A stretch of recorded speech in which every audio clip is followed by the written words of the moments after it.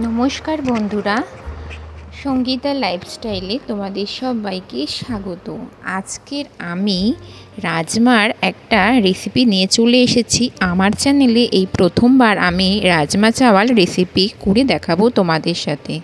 প্রথমেই বলে দিই রাজমা খাবার উপকারিতা।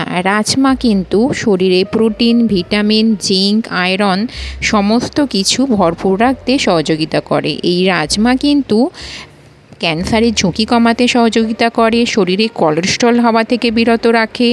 রূপচর্চায় কিন্তু রাজমার গুণ অনবদ্য, মানে নিজেকে ইয়ং রাখতে এই রাজমা চাওয়ালের কিন্তু খুব গুণ রয়েছে।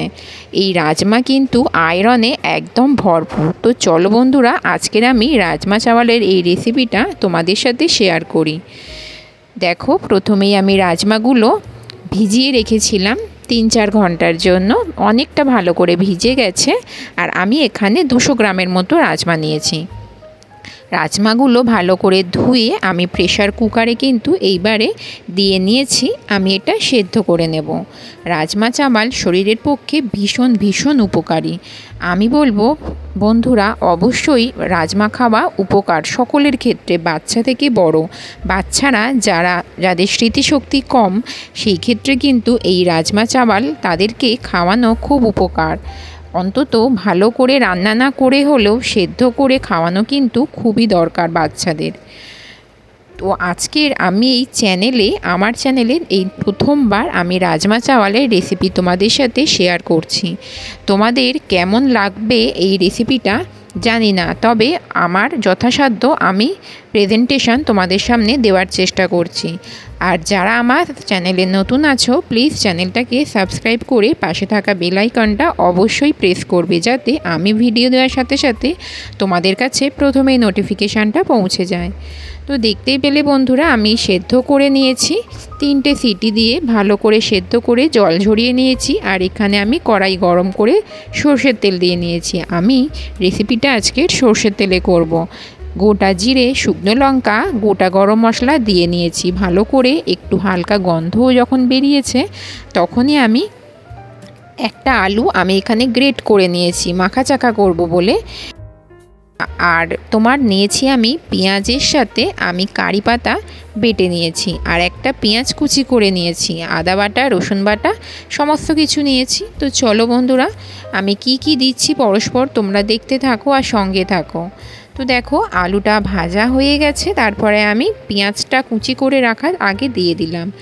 অনেকক্ষণ ভাজার পরে আমি আবারও পেঁয়াজ আর কারি পাতা মিক্সি করে রাখা সেটা দিয়ে নিয়ে আবারও নাড়াচাড়া করে আদা, রসুন, ধনেপাতা আর কাঁচা লঙ্কা বাটা আমি দিয়ে নিলাম।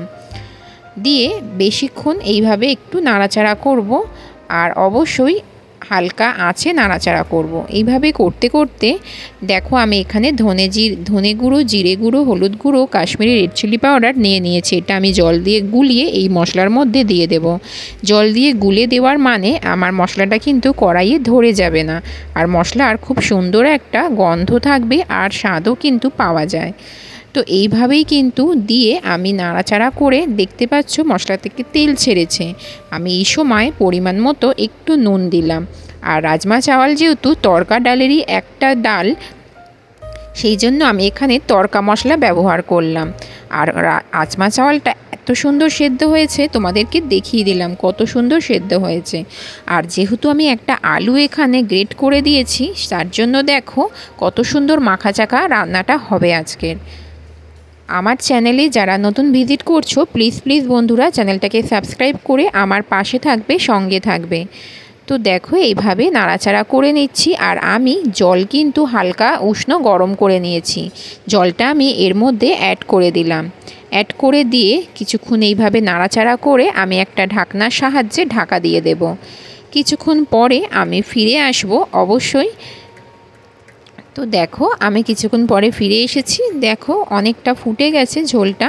আর এটা যেহেতু একদম মাখা চাকা হবে, তো সেই জন্য এর মধ্যে আমি কিছু জিনিস অ্যাড করব। তোমরা তো দেখলে আমি এখানে টমেটো ব্যবহার করিনি, কারণ আমি টমেটো সস ব্যবহার করব, যেই কারণে আমি টমেটোটা কিন্তু ব্যবহার করিনি। তো এখানে আমি টমেটো সস দিয়ে ভালো করে নাড়াচাড়া করে নিচ্ছি কিছুক্ষণ ধরে। আর কত সুন্দর কাই কাই দেখতে হয়েছে দেখো। রেসিপিটা কিন্তু দুর্দান্ত হয়েছিল বন্ধুরা। এইভাবে যদি রাজমা চাওয়াল খাওয়া যায় তাহলে শরীরে সমস্ত কিছু ভরপুর থাকবে, প্রোটিন, জিঙ্ক, আয়রন, ভিটামিন সমস্ত কিছু শরীরে বজায় থাকবে। তো দেখো আমি গরম মশলা দিয়ে নিয়েছি, দিয়ে কিন্তু আবারও নাড়াচাড়া করে নিচ্ছি। আমার রেসিপিটা একদম রেডি হয়ে গেছে। এইবারে আমি কিন্তু রেসিপিটা নামিয়ে নেব বন্ধুরা। অন্তত সপ্তাহে একদিন কিন্তু এই রেসিপিটা খাওয়া মানে রাজমা চাওয়াল খাওয়া কিন্তু খুব উপকার আমাদের সকলের পক্ষে। তো দেখো আমি চাপা দিয়ে দিয়েছিলাম, প্রায় আমি আধা ঘন্টা পরে ফিরে এসেছি। কালারটা দেখো একদম চেঞ্জ হয়ে গেছে, কত সুন্দর দেখতে লাগছে। তো এটা আমি এবার সার্ভিং বোলে একটা সার্ভ করে নিচ্ছি।